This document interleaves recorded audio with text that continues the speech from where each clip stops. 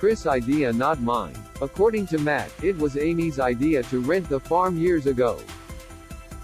But of course, he didn't listen. Amy actually thought of it years ago and bugged me about it, he says. She likes to give me a really hard time about it, he says. It's all fun. We've had some laughs about that. For Matt, Plan B gives his children a chance to have more of a say, and to possibly spend more time on the farm with their respective families. The business owner's ideal plan would be for his 4 children to feel encouraged to come back more. The one thing I always wanted was for the kids to figure out a way to share the farm, all 4 kids. And now with this new arrangement, it is shared because these kids can block out time. Family members can block out weeks or days, he tells ET. He adds, it's like having a family timeshare.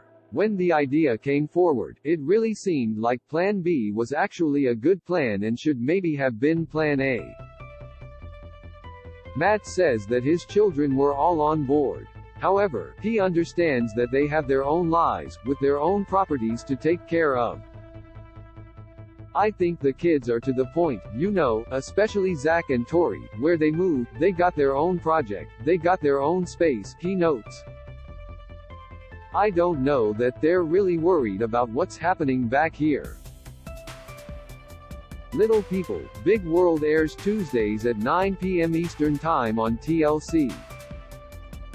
Little People, Big World's Zach, Tori, Roloff on their kids' milestones and Season 24. Exclusive, this video is unavailable because we were unable to load a message from our sponsors.